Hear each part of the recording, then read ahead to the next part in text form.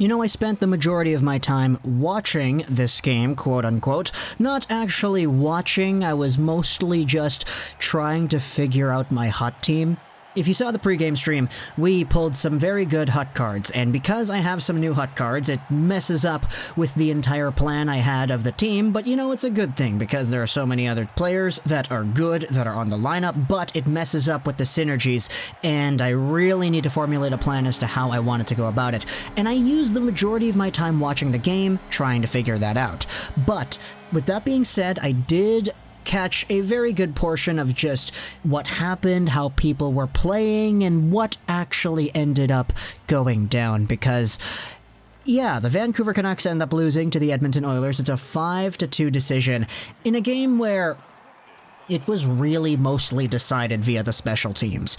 And we're not even just going to start off with the goals or the introductions or whatever. Special teams, that was the tail of the tape here. The Vancouver Canucks went 0 for 5 on their power plays, and the Edmonton Oilers went 2 for 4. Thatcher Demko got the start, as did Mikko Koskinen. Both of them honestly looked pretty good. Koskinen bouncing back in a very big way from what happened last night. But this broadcast in general, I'm going to start about the broadcast because John Shorthouse and John Garrett were back, yes, but the entire time they were actually delayed by quite a significant amount of time. It was like 3 seconds, the delay between what you would see on the ice and what John Shorthouse and Garrett would talk about. Now, in theory, that doesn't sound all too bad, but it gets really aggravating when you were watching, for example, Myers to Hughes shot on goal to save, having to hear that Myers sends it over to Hughes by the time Koskinen already has his glove on the puck. It got really noticeable at times because hockey is a very fast game. And the reason for this is because I don't believe John Garrett nor Shorthouse were actually at Rogers Place, because there was a joke that John Garrett made in the second period, I believe, where Darnell Nurse had a slash on Jay Beagle. He had a slash, it was right in front of the referee, and Garrett made the joke and he said, "I called that from a province away." And I heard that and I was like, oh, so they're actually in Vancouver, right? Somebody might want to correct me in the comments if I'm wrong, but that's what I gathered from that conversation. Who knows if it's actually true? But if it is the case where Shorty and Cheech are here in Vancouver or in BC or wherever, and they were commentating on this game, not live on location, they were remote somewhere else, then it makes sense why there was a delay. It's just, I hope Sportsnet eventually figures out how to fix that, because it was very noticeable at times, and the Twitter sphere was very overly aggravated, I guess you could say, about how the commentary was delayed. I watched this mostly from the Edmonton Sportsnet point of view because that one was actually on time, although you could definitely hear the differences between the two commentary styles, which fan base either of the two were catering to, because that's very intentional how they do it that way.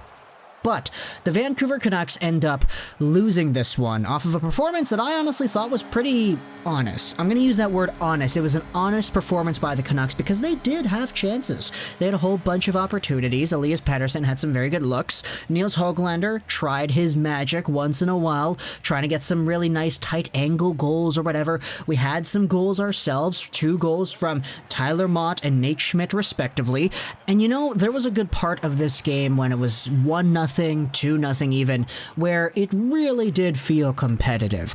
Connor McDavid came alive in this one, and that's kind of the reason the Oilers got so many goals early on, because Connor McDavid is Connor freaking McDavid. There was a stat on the Sportsnet broadcast after the game showcasing that after Connor McDavid goes scoreless or pointless in a game, the guy comes back and he's like over a point per game over the last few games where he indeed follows up a scoreless performance. This guy just knows how to come alive. You could tell, especially at the end of yesterday's game too, that he was hungry. He was really looking to get himself a point or two.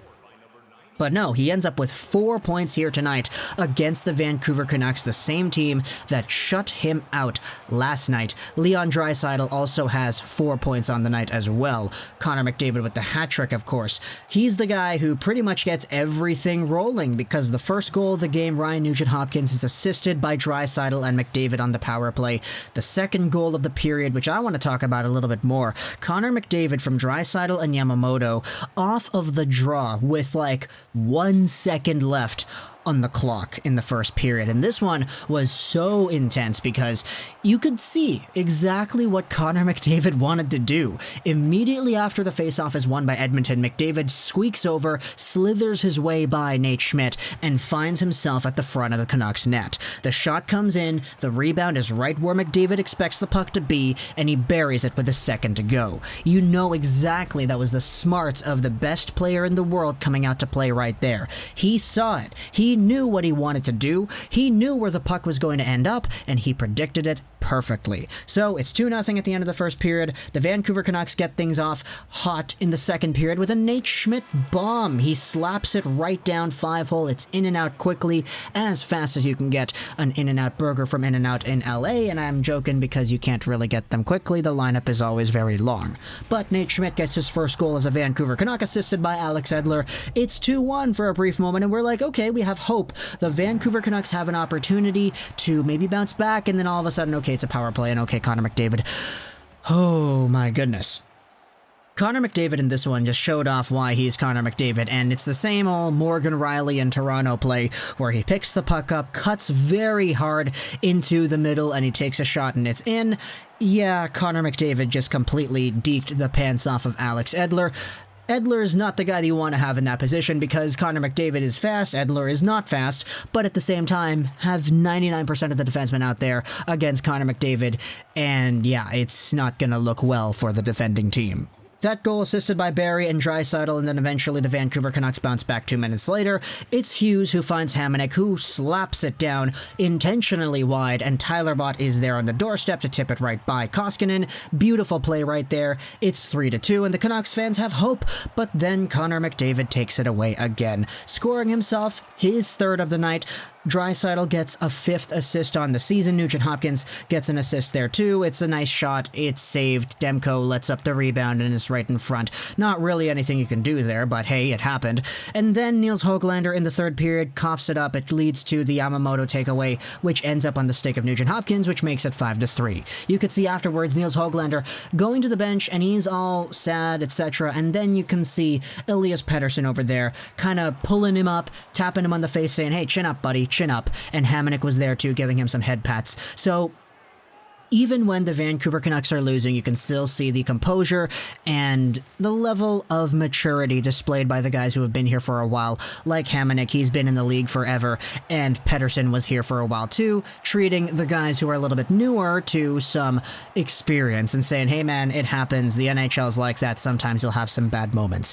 But the Vancouver Canucks ultimately dropped this one in the performance where Thatcher Demko honestly was fine. It's just the goals that were in, it's like you can't really expect a guy to stop those the majority of the time. I mean, the Oilers did have their fair share of chances that did get stopped. They had 46 shots on goal, Demko let in 5, so it's not terrible, you know? It definitely could have been worse, especially with these Connor McDavid chances, and the power play for Edmonton that did look very deadly, 2 for 4 on the night, as we mentioned. The Vancouver Canucks, though, are going to need to find a way to actually get Pettersson to stop breaking his gosh darn stick.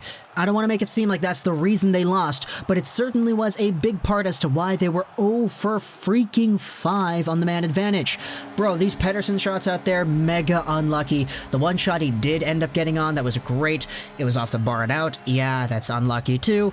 Pettersson, you give him 3 games like that, he probably scores at least 2 goals once in a while. And, you know, it's just the tail of the tape, man. You have games like these where things don't go your way, and it sucks, but, you know, you have to bounce back against Jacob Markstrom and the Calgary Flames on Saturday night. So, the Edmonton Oilers, hey, they take this one. Big props to Connor McDavid, Draisaitl, Yamamoto, Nugent-Hopkins, etc. The Canucks couldn't capitalize on their power plays, and I don't want to make any personnel insults or whatever, but, like, come on, man, you had Tyler Motte in your second unit. That's kind of indicative of how things have been going this power play time for the Vancouver Canucks, as they haven't scored a power play goal despite being the 4th best power play team in the league last season. JT Miller, please come back. But talk to me in the comments what you think about these Oilers Canucks game. Hope you enjoyed this video. Let's see how many views this one gets, because I've noted it this entire time. Every time the Canucks win, there are a lot more views in the videos that we make after the games than I notice than when we lose, which is very, you know, it's easy to understand why, but I just want to see how many views this one will get,